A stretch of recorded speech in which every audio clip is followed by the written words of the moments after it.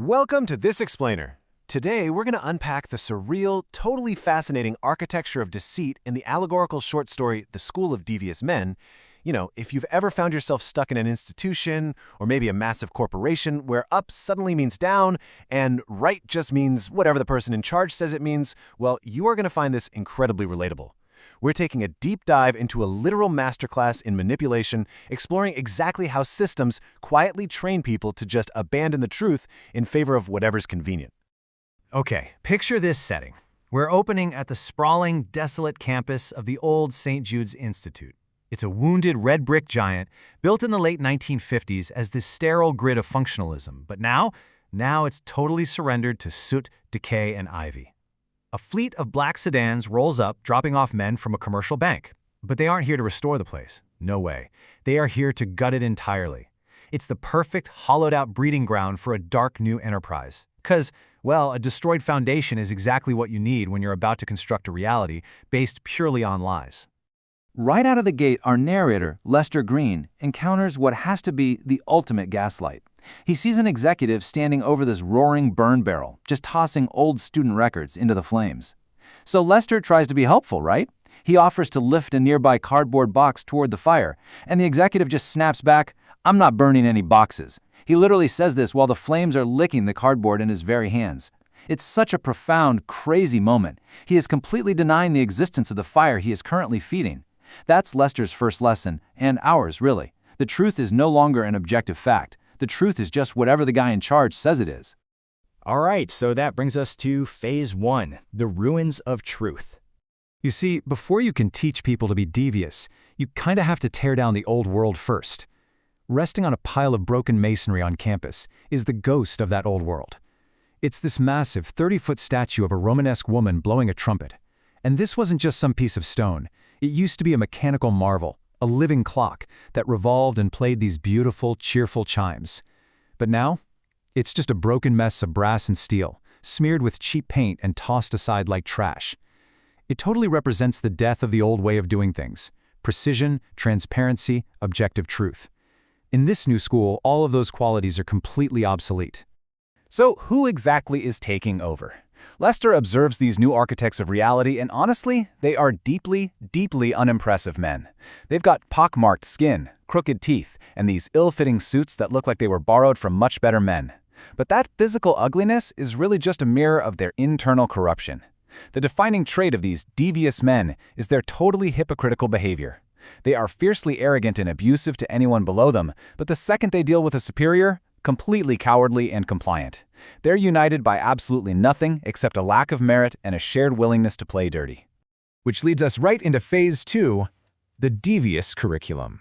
This curriculum functions like the most twisted, satirical, corporate orientation you could possibly imagine. It's a literal deep dive into the dark arts of manipulation. The staff perfectly aligns with their terrifying teachings. You've got Gideon Boxtuber warping ethics, Lucretia McCanfull completely reinventing business practices, and Lulu Floozyville teaching job skills with this wild philosophy on certainty. These classes definitely aren't meant to educate anyone. They are specifically designed to unmoor the students from reality itself. Let's actually break down what they're teaching. So the really crucial point here is Gideon Backstuber's definition of ethics. He teaches this with the deadpan seriousness of a guy who realized a long time ago that sincerity is totally negotiated. In his class, ethics is not a moral compass. It does not guide what you should do. No, it is strictly a post-action PR tool. It's just a vocabulary you use to justify whatever terrible thing you have already done. It's chilling, isn't it? Mainly because it sounds exactly like the corporate doublespeak we hear out in the real world every single day. Then, right across the hall, we've got Lucretia McCanfull, literally breaking down the art of evasion into 3 simple, brutal steps. She teaches that you never ever deny a problem outright, because denial invites an argument. Instead, you redirect. Step 1, acknowledge it. Step 2, express regret for the perception. Notice that? You aren't apologizing that there's a problem, you're apologizing that the victim feels like there's a problem. And step 3 is the knockout punch. Just move forward as though the whole thing is already resolved. When a student asks, "Wait, what if the problem hasn't actually been fixed?" Lucretia just smiles and says, "That depends entirely on whether anyone is still looking at it." Wow. Let's move on to Phase 3, the administration of denial. Looking at the daily operations, there is this stark, crazy contrast between how a normal institution handles issues and how this university does it. In a traditional setting, if you have a complaint, the goal is resolution, right? Find the root cause, fix it, move on. But here, under the head of student services, Dick Men, complaints are absolutely not resolved. They are absorbed. The devious method takes your complaint, reframes it, completely twists it around, and hands it back to you looking totally unrecognizable. The entire system is just designed to exhaust you until you finally give up. Just listen to this quote from Dick Hedman. It is an absolute masterclass in shifting the blame back onto the victim, all wrapped up nicely as administrative process. Imagine going to your leadership with a genuine, systemic issue and being told, hey, we aren't ignoring you, you're just being given the opportunity to reassess your expectations. It's brilliant, and it's incredibly toxic. It completely, 100% insulates the institution from taking any accountability whatsoever. And that brings us to the final piece, Phase 4, agreement over accuracy. So let's track Lester's journey through all of this, because it's basically an inverted hero's journey. Day 1, he shows up as a confused bystander among these red brick ruins. By week 1, he's actively trying to help the executive at the burn barrel and getting gaslit to his face.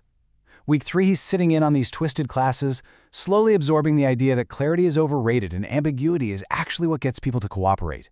And by the end of the month, he stops fighting it. That broken 30-foot statue starts slowly turning again, grinding its gears and playing a horribly strained, metallic note. And Lester? He doesn't point out that it sounds awful, he just accepts it. The overarching philosophy of the entire place is summed up perfectly by Dean Simon Counterman. When Lester points out that the school doesn't seem to care about consistency at all, the dean just casually agrees. He drops this bombshell. Truth creates unnecessary complications. Agreement creates momentum. That is the dark heart of the institution right there. The machine doesn't need facts. It doesn't even need people to believe in what they are doing. It literally just needs everyone to blindly play along so things can keep moving forward. So, as that broken statue grinds away outside the dean's window, Lester has his massive final realization. This place isn't teaching some kind of crude, cartoonish deception.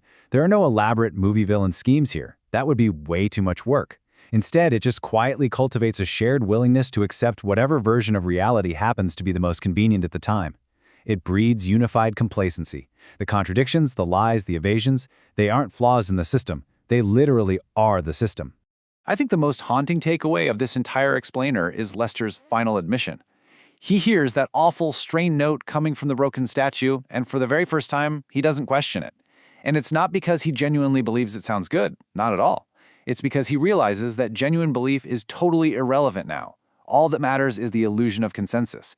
If everyone else in the room is pretending the broken machine is working perfectly, well, you just nod your head and pretend along with them. And that is exactly how the devious men win.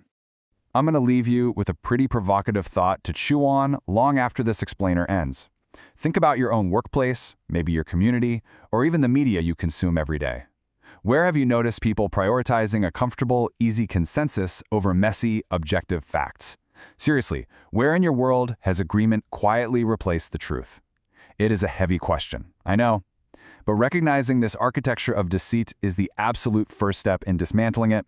Thank you so much for exploring this wild allegorical landscape with me today. Keep asking those hard questions, and whatever you do, never let them tell you the box isn't burning.